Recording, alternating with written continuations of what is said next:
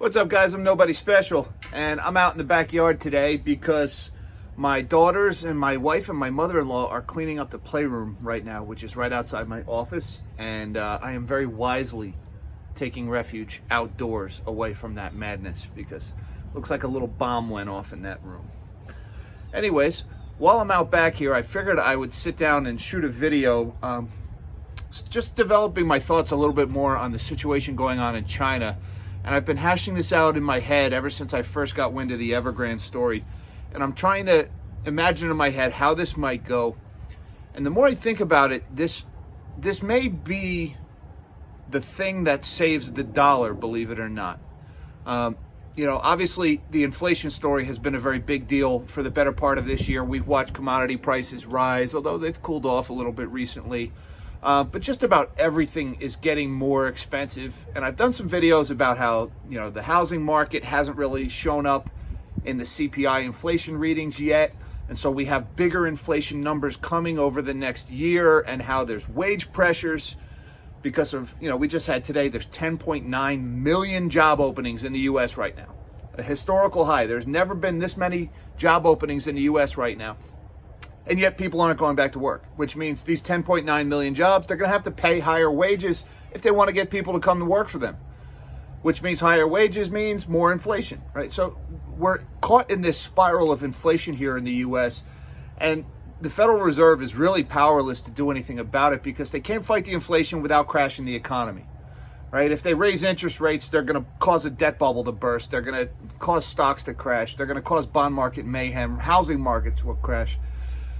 So we really have no way out of this inflation scare here in the US, and I see it getting worse. And then I see this situation happening in China with their real estate market. And if you're not sure what I'm talking about, I'll post a link to the video I did a few days ago on China, where basically it looks like China's real estate market is about to collapse. I mean, I would say China, probably within a year of an all-out economic credit collapse going on in China. Economic Ninja did a video about this today, how he was saying he thinks what's going on with Evergrande may be more of a Bear Stearns moment than a Lehman Brothers moment, which, if you're not familiar with the financial crisis, Bear Stearns failed, I think it was a year before Lehman Brothers, where Bear Stearns was the first sign of economic trouble. Lehman Brothers is what really started the dominoes falling in the great global financial crisis. And there's some logic to Economic Ninja's thinking, although there have been some other major credit collapses and firms have gone under in China already this year that, maybe their Bear Stearns has happened already. I read an article today. It said 274 property developers have gone bankrupt or defaulted on debt in China this year. 274. That's one every day in 2021. Now, those are small developers, not massive ones. Like Evergrande is huge. I mean, they say they've got $300 billion in assets. No, they don't. Case in point, they just sold their corporate headquarters, but they only got about 65% of its book value. So if Evergrande goes to sell their assets, they're not going to get book value for those assets. Just the act of selling those assets is going to drive those asset prices down. So when you hear that they're $300 billion in debt, but they have $300 billion in assets, if they try to liquidate those assets, they're not getting anywhere near that $300 billion number. If you think about it, if you own all the apartments in town and you put them all up for sale, you're going to drive down housing values. So obviously this situation in China is going to spiral out of control. And the more I think about it, what does a housing collapse in China look like? And you have to understand the scale of the housing situation in China. And I got into this somewhat in my last two videos ago about how, there's 90% home ownership in China. 90% of Chinese citizens own their home. That's a ridiculously high statistic. How 87% of the Chinese real estate market, 87% of the transactions in the last year have been second and third homes. 87%, my God. And how 1 in 5 homes or apartments in China is vacant, just empty, right? So obviously this is this huge speculative bubble, and it's going to pop. Speculative bubbles always pop eventually. Well, what is that going to look like for us? Well, if we were to see, there has to be a slowdown in building in China, right? China has got to stop building. Now, China has been kind of sitting on the world stage doing a lot of this, talking about how all this building they've been done, right? And China is a growth story, and the emerging superpower, and the sleeping dragon, whatever they, the story that the propaganda artists spin. Well, they've been building just for the sake of building. That's a problem. You see, when you build something because there is a demand for what you're building, then that item is going to sell. It's going to increase in value. You're going to make a profit, and you're going to end up with an asset that generates a return. And it's productive use of capital. When you're borrowing money to build something just for the sake of building, you end up with a bunch of crap that nobody wants to buy. And then when you go to sell it, you get pennies on the dollar and you default on that debt. And that's what's happening in China now. And it's got to happen. When 20% of the whole country is vacant, that means they're paying too much for their real estate. And if you already have 20% vacancies in the country and your population is collapsing because you've got 34 million more men than women and you just can't have enough babies to prevent your population from collapsing, and even still it's going to take 20 or 30 years to recover from the one-child policy. So China has got to stop building. Well, what does that look like for everybody else? I found a couple of these numbers today. I went looking online. China accounts for 60% of all concrete poured in the world every year. 60% of all concrete is poured in China. 52% of global steel consumption is in China. 54% of global copper consumption is in China. Now, all of that steel and copper isn't going into buildings, but a lot of it is, probably most of it is. So if China has this major housing crisis and this major real estate collapse, then the building is going to slow down, if not grind to an absolute halt in China, which means global demand for concrete, steel, and copper is about to fall off a cliff.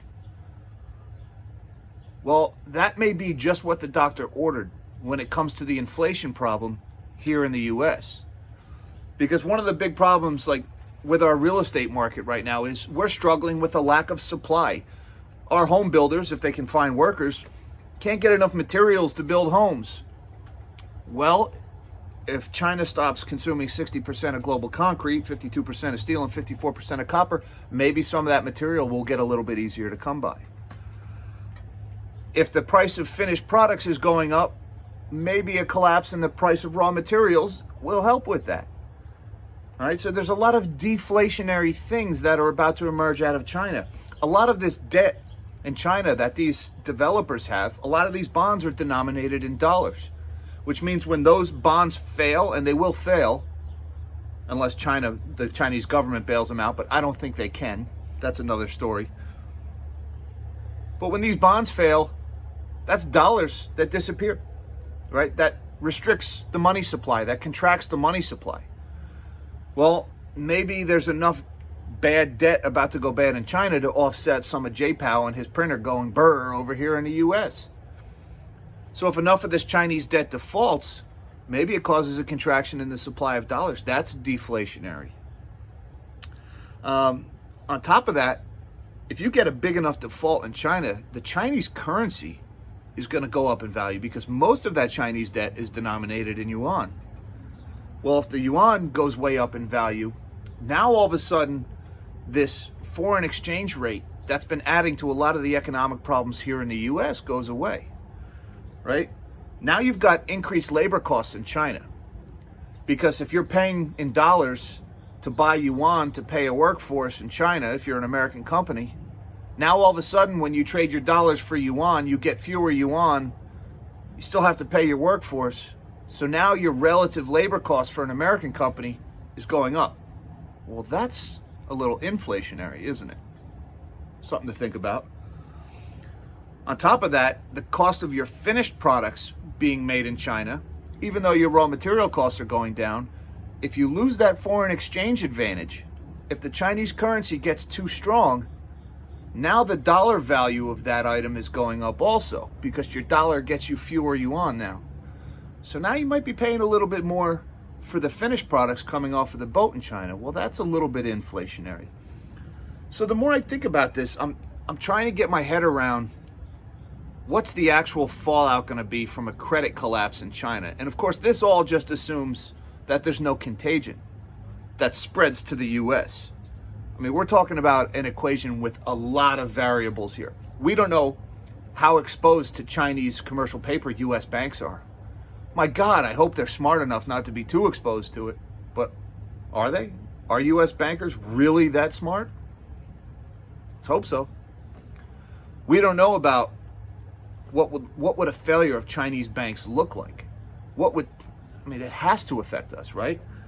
I mean, if the Chinese yuan gets too expensive, that's going to cause your production costs of a lot of these American multinational companies that do their producing in China. Well, that's going to hit their earnings now. So you could have US stock prices take a hit from this. But at the same time, if you have this major credit collapse in China, you're almost certainly going to have a high unemployment rate in China resulting from that. People are going to lose their jobs. Well, if you have high unemployment, don't your labor costs go down? And will that offset the foreign exchange rate situation? I don't know. Maybe some of you guys can figure this out. Maybe some of you guys are a little more wrinkle-brained than I am. Because to be honest with you, my brain is starting to hurt just thinking about the ripple effects of a Chinese real estate collapse and what it might mean for us. It's a good bet it doesn't mean a whole lot of good. But it just might be the phenomenon that keeps the dollar from dying, or at least slows the dollar's death. Maybe it slows it long enough that the idiots in Washington finally realize the self-destructive nature of this a trillion here, a trillion there, a trillion here spending. Maybe it convinces the Federal Reserve to stop printing so much. Then again, when powerful people exert too much influence and cause problems, their usual overreaction is to try to exert even more influence and make the problems worse. Ben Bernanke. So maybe I'm thinking about this the wrong way. Maybe the end result of all of this nonsense is just going to be more money printing and even more inflation. Of course, that's what history says they're probably going to do. I don't know, folks. I'm just thinking out loud here. I'm shooting from the hip. Let me know what you think. What is this going to look like? If there is a credit collapse in China, what does it mean for U.S.? What does it mean for stocks? What does it mean for U.S. real estate? What does it mean for precious metals? I don't know. But, guys, I appreciate your time. I hope you enjoyed this video. Again, we're just kind of shooting from the hip today. I'm taking refuge from my daughters who are cleaning the playroom and making a lot of noise. So, I hope you enjoyed this video. If you did, please give it a thumbs up, subscribe to my channel, hit that notification bell. It would really help me out. In the meantime, live small and dream big.